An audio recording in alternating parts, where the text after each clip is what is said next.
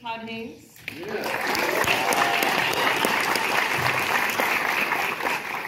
Screenwriter, Samy Burch.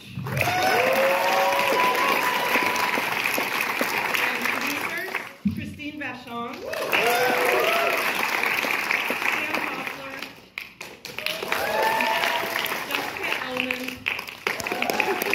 And Sophie Mas.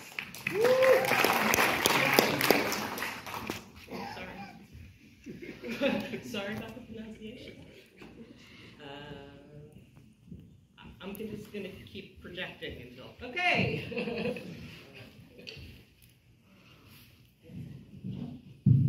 This one works. This one works. Sorry.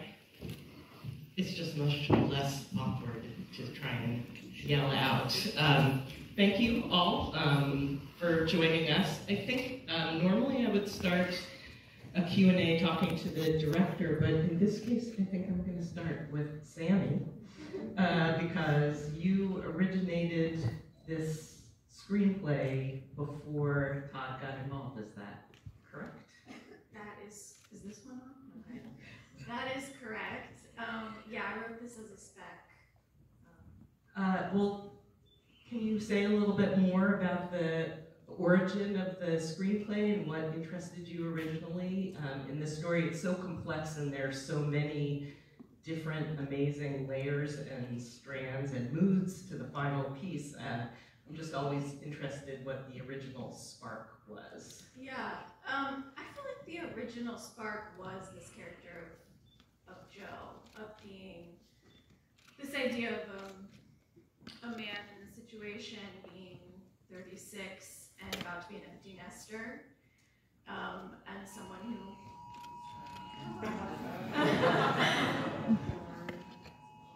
should we make sure it's fine? Apparently it's raining. Do we need to run?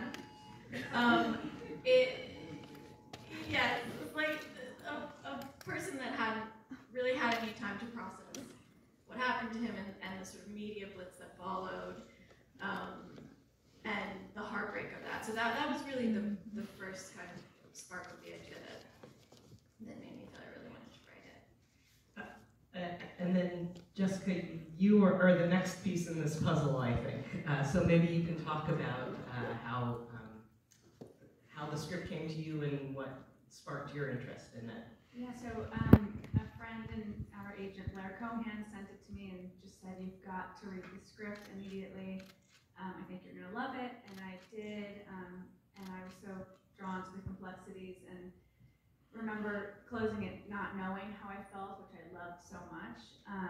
And then Will read it, and we would love nothing more than to meet Samy and hopefully get the opportunity to work on this with her, which we did. And then next came Natalie and Sophie. So Loved it at first sight. Really felt like it was a very unique, original script that we rarely read. Something is good.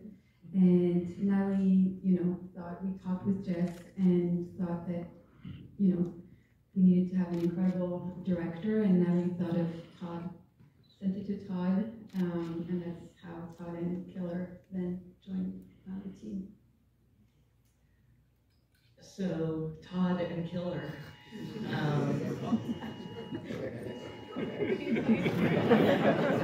Still raining. Let us know when the water gets up to like stage level.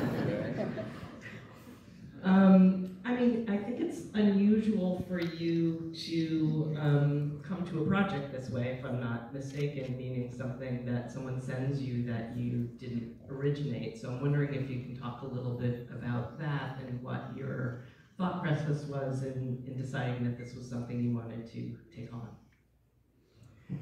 It actually started a while ago with the script of Carol, the whole project of Carol, based on Patricia Highsmith's novel, The Price of Salt, which had been kicking around for like almost 20 years in development. And that was a project that came to us through very close dear friends of ours who had inherited it as producers in the UK. And before that, I had adapted this was just my own decision with my writing partner, John Raymond. No Repairs, the JM became novel. And that was my first episodic to date small screen project. So I've been moving in the direction of trying out different methods of how to find material. And of course, even the films I've written and developed myself and researched often come from other sources and their ways of interpreting the histories around artists and musicians or works by filmmakers like Douglas Sirk. And so I've always felt like I've been an interpreter of existing languages in film and in culture. And Wonderstruck was a script that came to me, and Dark Waters was a script that came to me, and the Velvet Underground documentary I had done last was something that was suggested for me to do, and it was again a completely new territory for me, an extraordinary thing to work, to play with. We were cutting that in the height of COVID when this script came to me. A lot of scripts were circulating during COVID because everything was shut down and everybody was speculating what to do next. And Natalie and I had discussed other projects in the past, so there was an interest on both our parts to try to find something that we could do together. But this script was something else and left an impression on me that stayed with me. And we started to talk about it right away. Natalie and I share notes, and then talk to Samy, and then Samy, all of course remotely. And then really the whole way the film got turned into a real production happened very quickly, and with a lot of moving parts and suddenly opening up in the lining, brief moments of freedom for me and the two actors that we jumped on. So maybe, Killer, you can talk about some of those quickly moving parts. I mean, was there anything especially urgent or surprising, like how you decided where to shoot? Yeah, the location was a big inflection point, actually. Samy's original script was set in Camden, Maine, and of course, pragmatists that we are, there's not a tax credit in Maine. So we really, a movie like this, which is made 100% independently, needed to consider that. And it had to be set in May. That's which right. we couldn't do in the fall when we all in May. Yeah. Yeah, so the weather and then, you know, as happens when Todd gets his fingerprints all over something, the kind of creative values of something start to immediately emerge, and Savannah, Georgia became a great idea, and we sent Todd and his team down there, and it kind of fell in love, and we built the production plan around being able to shoot in that place. So that was one of those moments where we're like, okay, we locked in a plan, now we just gotta move to grab the actresses' availabilities. But it was really, I think, over 4th of July weekend, where we began the weekend trying to figure out how to fit the movie into Natalie and Julianne's schedule at the very end of the year, and what kind of compromises that would bring in terms of weather. I mean, we were literally sitting there going, how long are the leaves on the trees in Savannah, and who can tell us for sure, and all of those things. And then there was a giant schedule change for Julianne that flipped everything back around, literally from one day to the next, and we really got what we wanted. Well, we're glad, because we got this movie. I want to come back just to what impresses me so much about this film is that it's functioning on so many different levels, and somehow they all manage to be in perfect harmony. I'm not sure you can articulate, but I want you to talk about some of those, the different moods that the film is playing with, the resonance between those different moods. It started on the page. It started with this dedicated sense of discomfiture that Samy protected in the writing, a slight distance and a refusal to sort of form moral opinions about the characters or redeem either of the female characters in the course of the film. And I love that, Natalie loved that, and when we shared it with Julianne, she loved that. And so for me, the task was to try to find a visual and stylistic language and a series of tonal decisions that would give the viewer a comparable place to interrogate what they were watching. But I also felt it was really important, because I felt that on the page, and I really loved that about it, that there was an element of pleasure in doing so. It made you uncomfortable every page,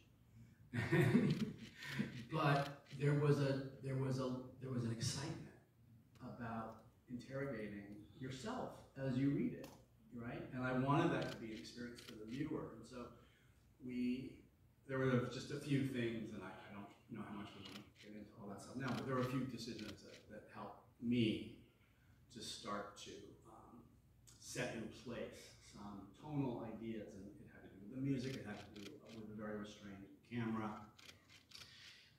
it had to do with looking at movies that I immediately thought of, like films by Portman, in particular Persona, but bringing to all of that a different kind of mischief, I think, in the way the audience might be able to navigate it, you know. That's exactly my name.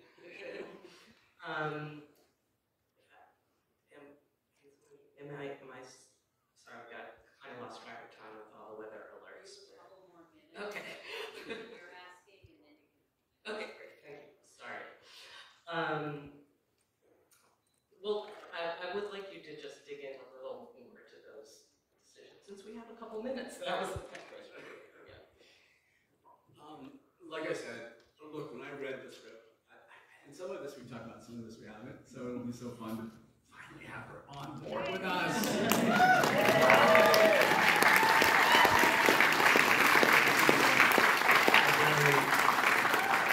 Exciting day for us, and to have Samy with us, and you know, it helps us a little bit with the grief of not having the actors with us. But I read that monologue of Elizabeth toward the end of the movie, and I immediately thought of a scene in Bergman's Winter Light, where Ingrid Thulin delivers a letter to the lens of the camera in a black and white, in the film shot in black and white, in a medium shot against a neutral background. I remember seeing it when I was in high school and being completely riveted by the performance, but it's an unrequited love letter to the priest character in the movie. And I love the movie, and it was the performance, but it was the simplicity and austerity of the shot that made such an impact. And I thought, I have to do this movie, if only to shoot that monologue that way.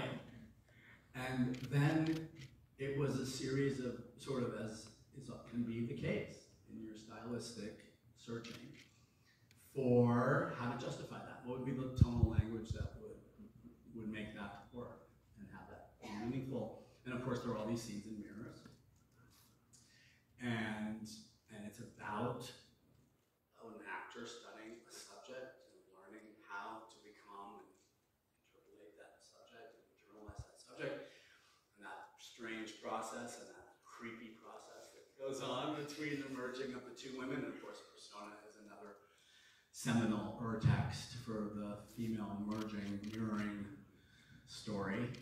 And there are moments, even though they're not necessarily played as mirrors, where the two women ultimately do turn their gaze to the lens of the camera. And Bibi Anderson or Elbaum, I can't remember who, because they already blurred by this point, brushes the hair slightly off the forehead of the other. And of course, these were ideas that also circulated in the film. And it just sort of went from there, where I thought of this stationary restrained camera that had that sense of observation. And around this time last year, the movie We Go Between by Joseph Losey from 1971 played on Turner Classic Movies. And it's a film that I remember, I think I'd seen when I was a kid. But it had fallen out of circulation, and I feel like I hadn't seen it in so long. And score by Michelle Graham in that film is an astonishment. It slaps you in the face from the very first opening credits of the movie, and you are on alert. And in the most exciting way, it's a pastoral coming-of-age story of a boy who goes to his rich brother's family's country house for the summer and develops an infatuation with his beautiful sister, Christy, and so forth. In a way, the score feels almost more outside the eventual plot of the go-between than even the sort of complicated moral background of this story.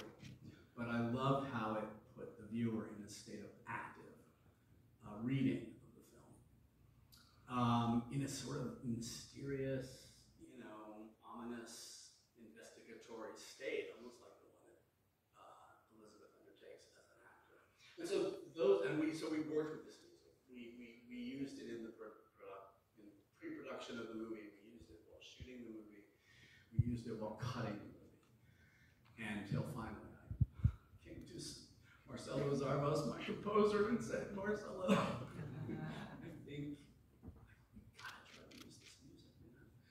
It is baked into the DNA of the film and the way this film seems to be working for the people we've been showing it to. And so, but then he took it, he made it his own. There was other temp music that we'd thrown in there, and Marcelo rearranged the entire score and wrote original music for it, and we re-recorded it all from scratch. So I have that amazing Marcelo Zarvos score, but I also was able to retain the powerful musical signature from Michelle Graham. So I just have to ask a follow-up question of Samy based on that, because since Todd keeps saying that all these different levels were in the original screenplay, I'm wondering if you had similar touchstones in terms of how you were thinking about those moods while you were writing the original screenplay.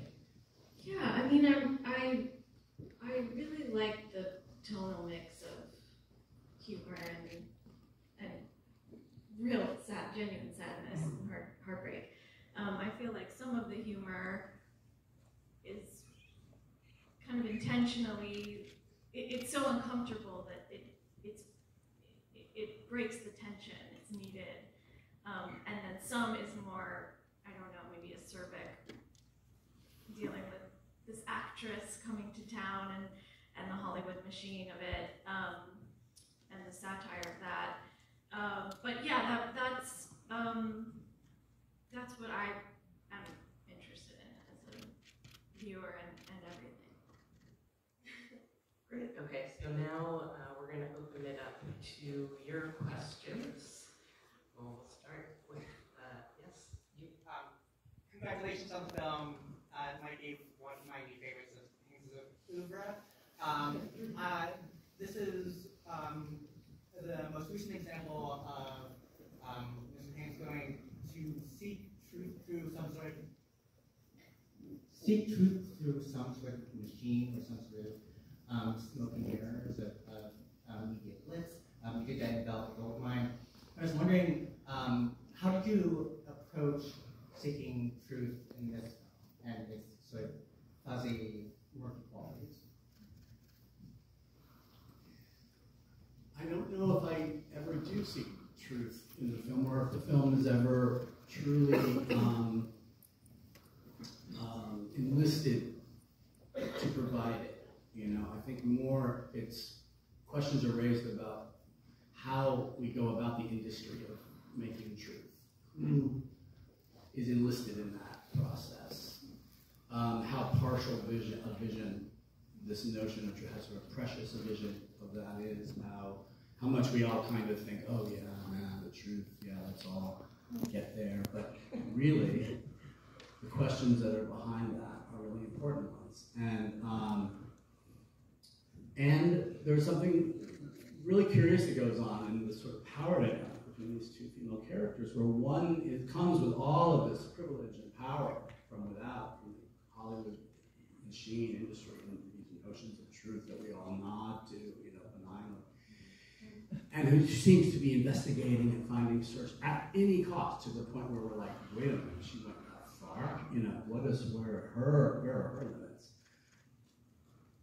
But then there's a character in Gracie, and of course you're comparing the two women throughout the course of the film, but there's a character in Gracie for whom not looking at things is a source of resolute survival.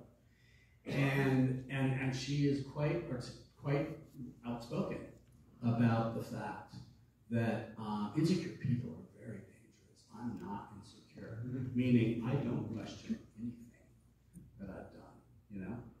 Or at least that's the armor that she holds up. And so when you sort of think that the person who has all the power and is knocking down the lies and getting to the truth is the one who's ultimately going to, quote unquote, win, you ultimately see how that sense of refusal to look at things plays a contrary, countervening, you know, power against the former person. And all of this you're negotiating in your head as you watch the film and as you read it. But none of it would have made possible without this sort of collateral damage of Elizabeth's breaking through. None of this would have enabled Joe to have the potential of looking at himself in ways that were just not allowed for all these years. And so, and that clearly, as Samy has described, is the character with whom we feel the most hope. We look at the kids with hope. There's a chance that some of these folks are going to survive this.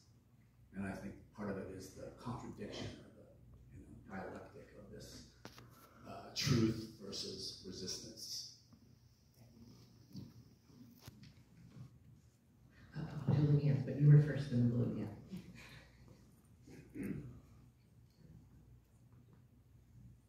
Hello, I'm Ben from People Magazine. Congratulations on the movie. My question is for our screenwriter here. Obviously, it's a work of fiction, but we know people will compare this to the real-life story of Mary Kay Letourneau. Did you research that case at all when writing this? When did you start writing it? And, yeah.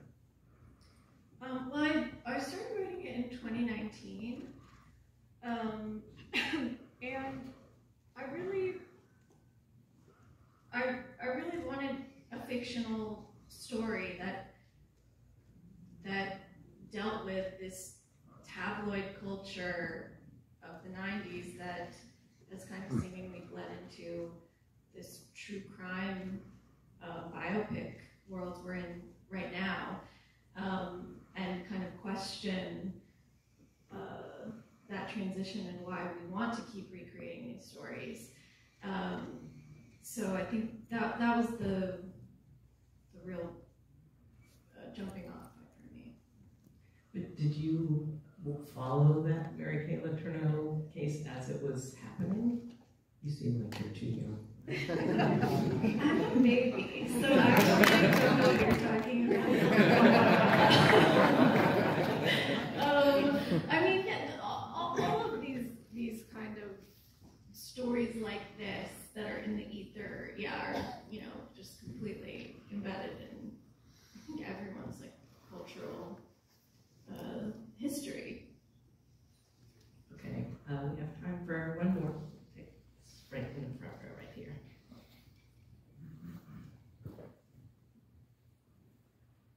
I think you created the most fascinating lisp in film history. This performance, how it comes and goes and moves from one to the other. Please tell me about the lisp. I did not create the list.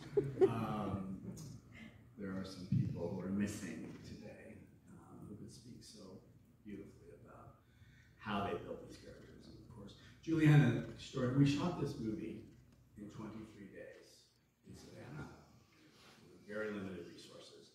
And that meant there was no rehearsal time and that's, it's not, these aren't, that schedule's unusually short, but the fact that there is a rehearsal time is not unusual in films I make.